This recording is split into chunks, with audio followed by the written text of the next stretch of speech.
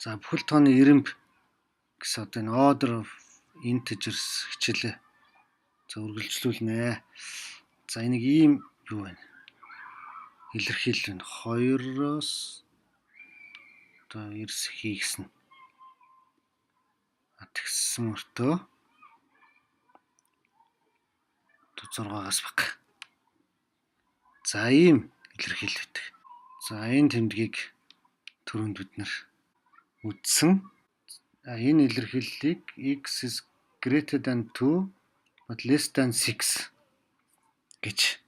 За өөрөөр хэлбэл энэ за x нь 2-оос их 6-аас бага гэж. За үүнийг тоон шулуун дээр төрөлж үзүүлье. За тоон шулуун number line ингээд зурна. За энэ хоёр тийш нь ингээд сум зачиж байгаа нь хязгааргүй үргэлжилнэ гэсэн. Одоо санаатай. За энд за хасах тоонууд хэрэггүй болохоор эндээс 0-оос эхэлж тэгээс. За энд тэг энд 1 за энд 2 за 6 гэд. За энэ тоонууд ямар тоонууд вэ гэхээр 2-оос их 6-аас бага гэдэг чинь. 3 4 5 бач таарна тий. За тэрийг тоон шулуун дээр тэмдэглэнэ. Энэ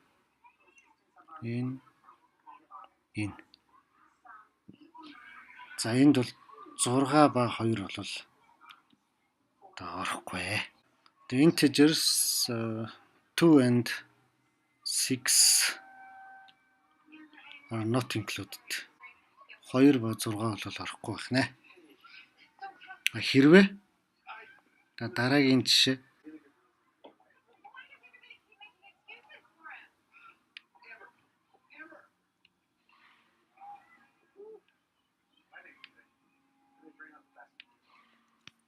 энэ тохиолдолд 2 нэмээд одоо 2 нь орно 6 нь орохгүй.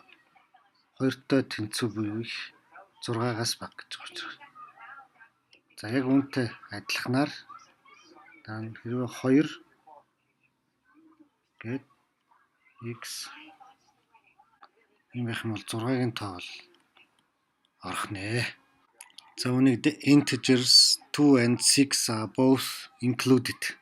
Included гэж хэлж байна. Энд бол not included гэсэн.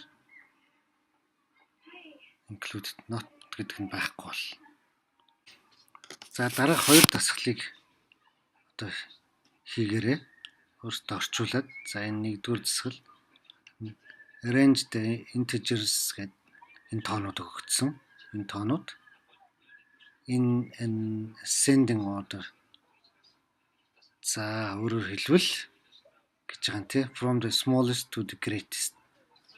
Одоо хамгийн багаас нь их рүү гэд ирэмбэлж бичих нэ. За хоёрдугаар дасгал draw a number line гэж байна тий. Draw гэж зурах гэсэн.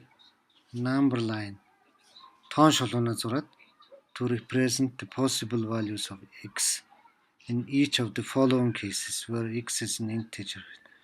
Энэ x нь одоо бүхэл тоо энэ нөхцлүүдийг хангасан бүхэл тоо байх юм байна энэ нөхцлүүдийг. За ингээд үүнийг бол тоон шулуун дээр дүрслэн үзүүлэх ийм дасгал байна.